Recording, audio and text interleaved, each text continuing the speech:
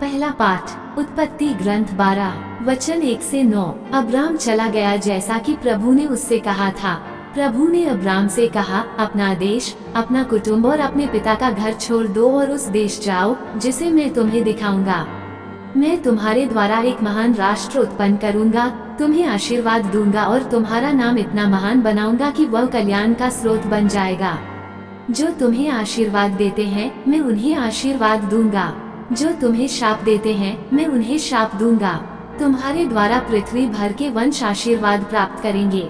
तब अब्राम चला गया जैसा कि प्रभु ने उससे कहा था और लोत उसके साथ गया। जब अब्राम हारान छोड़कर चला गया तो उसकी अवस्था 75 वर्ष की थी। अब्राम अपनी पत्नी सारया तथा अपने भतीजे लोत को अपने साथ ले गया और उनके द्वारा संचित समस्त संपत्ति तथा उन सब लोगों को भी जो उन्हें हारान में मिल गए थे। वे कनान देश चले गए। वहां पहुंचकर अब्राम ने सिखेम नगर तक, मोरे के बलूत तक उस देश को पार किया। उस समय कनानी उस देश में निवास करते थे। प्रभु ने अब्राम को दर्शन देकर कहा, मैं ये देश तुम्हारे वंशजों को प्रदान करूंगा।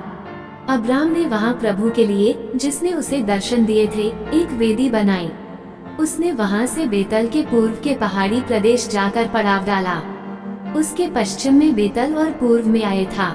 उसने वहां प्रभु के लिए एक वेदी बनाई और प्रभु का नाम लेकर प्रार्थना की। इसके बाद अब्राम जगह जगह पड़ाव डालते हुए नेगेव की ओर आगे बढ़ा। सुसमाचार मत्ती के अनुसार पवित्र सुसमाचार 7 वचन 1 से 5। पहले अपनी ही आँख की धरन निकाल लो। यीशु ने अपने शिष्यों से यह कहा, दोष न लगाओ जिससे तुम पर भी दोष न लगाया जाए, क्योंकि जिस रीति से तुम दोष लगाते हो उसी रीति से तुम पर भी दोष लगाया जाएगा, और जिस नाप से तुम नापते हो उसी से तुम्हारे लिए भी नापा जाएगा।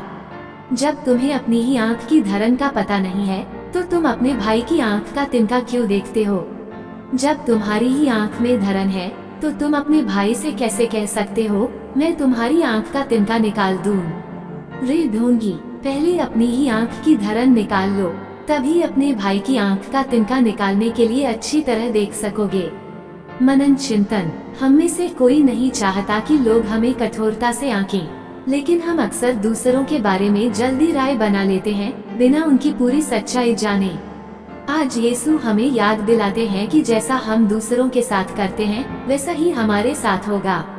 अगर हम दया चाहते हैं तो हमें भी दया दिखानी होगी।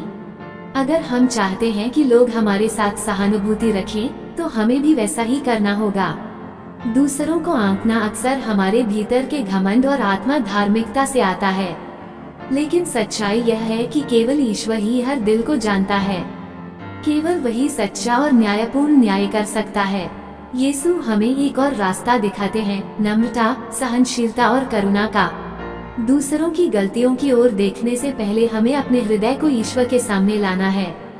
जब वो हमें अपने प्रेम और दया से शुद्ध करता है तब हम भी दूसरों के प्रति अधिक समझदार और दयालु हो जाते हैं।